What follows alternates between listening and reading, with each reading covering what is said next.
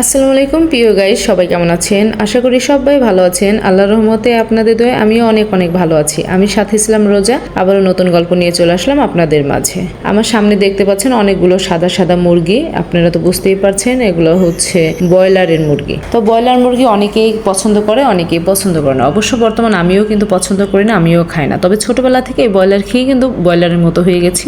Broiler খেয়ে ধরা চলে বড় হয়েছি, মানে ছোট থেকে ব্রয়লার এত পছন্দ করতাম। বাজার শেষ করে কিন্তু আমি এই যে বাসায় চলে আসছি। বাসায় এসে কিন্তু দেখতে পাচ্ছেন সব প্যাকেট করা। এই প্যাকেটগুলো কিন্তু এখন আমি খুলবো, কারণ এই মাছগুলো পিস পিস করে বাজার থেকে কেটে এনেছি। বড় বড় মাছ যেগুলো ছিল এই মাছগুলো আমি বাজার থেকে কাটিয়ে এনেছি। আর মাংস যেগুলো বড় বড় মুরগি কিনেছিলাম, খাসি মুরগি আর অন্যান্য বড় মুরগি, সেগুলো কিন্তু আমি বাজার থেকেই ওনাদের কাছ থেকে কাটিয়ে এনেছি। ওগুলো ফ্রিজে সুন্দর করে ধুয়ে ফ্রিজে প্যাকেট করে তারপরে রেখে এসছি। তারপরে কিন্তু আমি ঘুরতে বের হয়ে গেছি। দেখুন আমি কিন্তু মেলায় চলে আসছি। এদের পরে কিন্তু টুকটাক মানে ছোটখাটো মেলা হয়। এখানে অনেক লোকজন ভিড় করে আছে, কারণ এখানে অনেক কিছু উঠেছে, যেমন ফুচকা, চটফুটি, ঝালমুড়ি আরো ইত্যাদি ইত্যাদি অনেক কিছুই আছে। এই দেখুন মেলার মধ্যে বুঝে নিত এটা কেমন। এটা হচ্ছে নাগরদোলা। আমি কিন্তু উপর থেকে ব্রিজ থেকে ভিডিওটা করছিলাম। ব্রিজে কিছুক্ষণ থাকার পরে ভিডিও করার পর নিচে নামলাম। নিচে নেমে কিন্তু আমি দোলনায় চড়েছি। চিৎকার করতে করতে আমি শেষ, কারণ আমার হার্টের এত প্রবলেম, আমি প্রচন্ড ভয় পাই।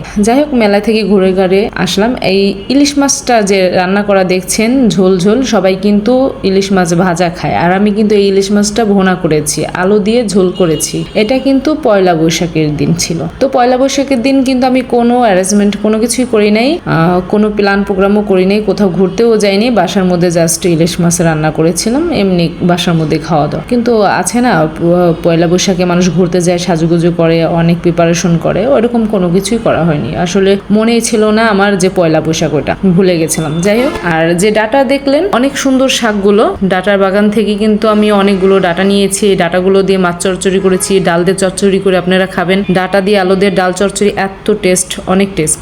যাই হোক, ছোট মাছগুলো, গুঁড়া মাছগুলোও কিন্তু চচ্চড়ি করলে টেস্ট, আবার ডাটা কিন্তু মাছ দিয়ে ঝোলও করলে টেস্টে লাগে। তারপরে যে মাছগুলো দেখলেন, এই মাছগুলা কিন্তু এই তরকারিটা কাটা দেখলেন, ওই তরকারিগুলো কিন্তু আমি চচ্চড়ি করবো। এই যে ছোট ছোট মাছগুলা কেটে সুন্দর করে ভাজবো, কিছু ভেজে এটার সাথে কিন্তু আমি চচ্চড়ি করব। এটার মধ্যে মূলা আছে, ডাটা আছে, আলু আছে, এই সবজিগুলো আমি কাটছি, এগুলো চচ্চড়ি। কারণ আমার হাতে এই যে চচ্চড়ি রান্নাটা দেখতে পাচ্ছেন, এত টেস্ট, না খেলে বুঝতেই পারবেন না, যে খেয়েছে সেই বলবে, মানে মুগ্ধ হয়ে যাবে আমার হাতে রান্না খেলে। বিশেষ করে চচ্চড়িটা এত টেস্ট হয়, আর এই মাছটা অনেক টেস্ট লাগে, আমার কাছে ভালো লাগে। যাই হোক, বছরের প্রথম লেচু খাচ্ছিলাম আর ভিডিও বানাচ্ছিলাম, অনেক ভালো লেগেছিল। তবে লেচুটা কিন্তু অনেক টক, কিছুদিন পরেই মিষ্টি হবে, কারণ প্রথম লেচু তো, এই জন্য অনেক টক হয়ে থাকে। তো গাইস, আমি আমার লাইফস্টাইল, আমি কখন কি করি, কখন কোনটা খাই, কোথায় ঘুরতে যাই, সবকিছু আপনাদের সাথে শেয়ার করি, কারণ আপনারা আমার পরিবারের মতো।